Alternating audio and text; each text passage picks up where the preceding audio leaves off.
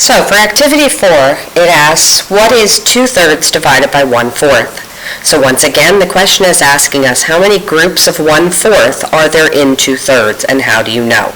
And then they ask you to use a model to represent it. So it is 2/3, how many groups of 1/4 are in 2/3? So I'm going to have 2/3 right here. And I'm being asked how many groups of 1/4 are in that. So I need to make it, so here's my 1/4. So I'm wondering how many of these are in here. So I need to make it so that they match up. So I look at 3 and 4 and I know that the common denominator there is 12. So I'm going to divide this like this. So now I have 1, 2, 3, 4, 5, 6, 7, 8, 9, 10, 11, 12. And I'm going to divide this like this. So I have 1, 2, 3, 4, 5, 6, 7, 8, 9, 10, 11, 12. And I know here that 1/4 is actually 3/12. So over here in my picture, where I'm trying to figure out how many of these are in this, I need to mark off 3 of them. So here is one group of 1/4, and here is another group of 1/4, and then I have 2 out of a group of 3. So my answer is 2 and 2/3. So let's look at what I actually did. So I took 2/3 divided by 1/4, and I made it have a common denominator of 12. So this was 1, 2, 3, 4, 5, 6, 7, 8/12 divided by 1, 2, 3/12. And remember that my answer is right here as 8/3.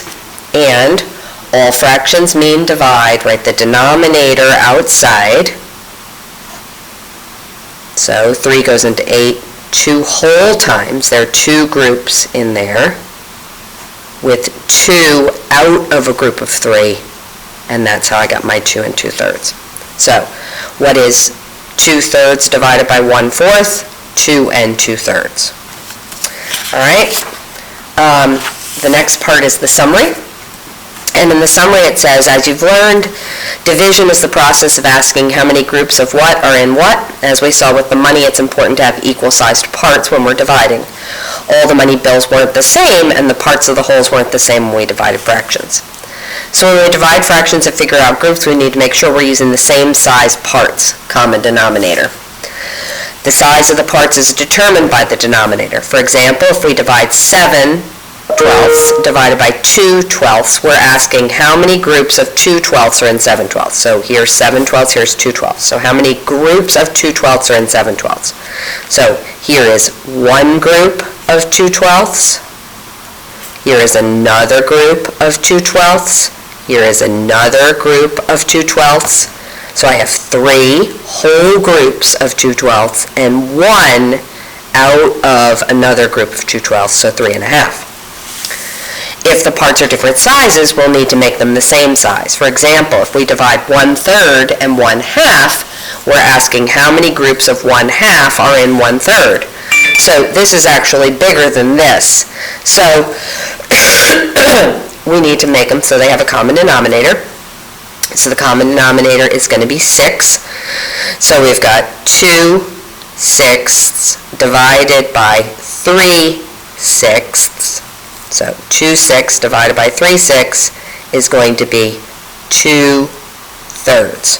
So 2/3. And here's the picture here. So we've got 1/2 split up, 2/6, and there we are, 2/3. All right, and then the cool down.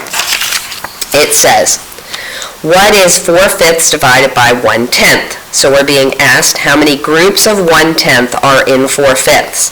So 4/5 divided by 1/10. So 4/5 in tenths. We multiply by 2, we multiply by 2, so that's 8/10.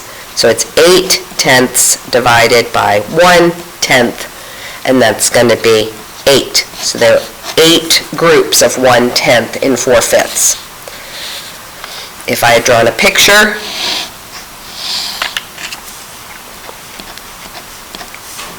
here's 4/5.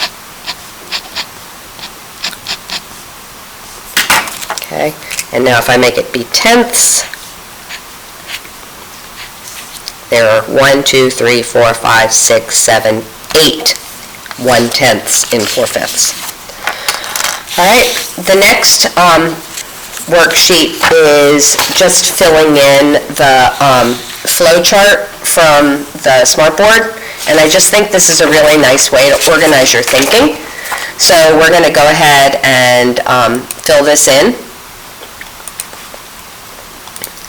And here we go. So the first thing you're going to do when you're doing the dividing fractions flow chart is you're going to ask yourself, are both numbers fractions?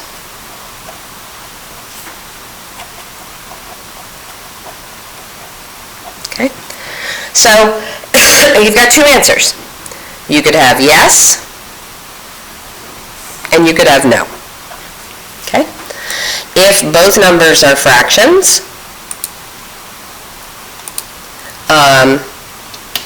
you are going to rewrite the problem.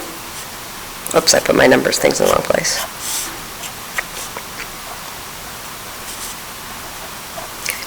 All right, so are both numbers fractions? No. First thing you're going to do is you're going to put a 1 under a whole number. Okay, so let's say we had 3/4 divided by 2. In order to make the 2 be a fraction, we would have to put a 1 under it. Okay, or change a mixed number into an improper fraction.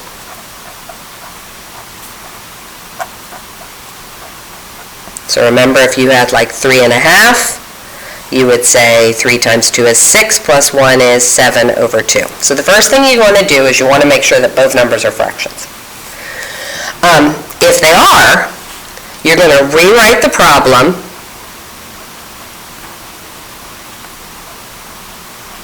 using common denominators.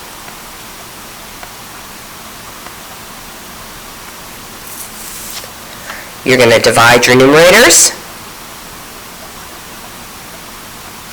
and you're going to divide your denominators.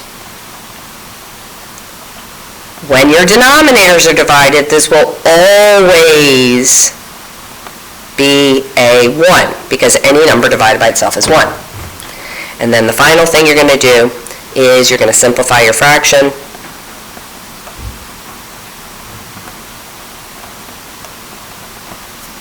and change it to a mixed number.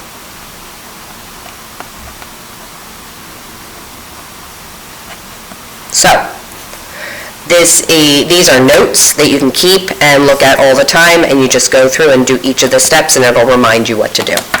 Thanks for your attention.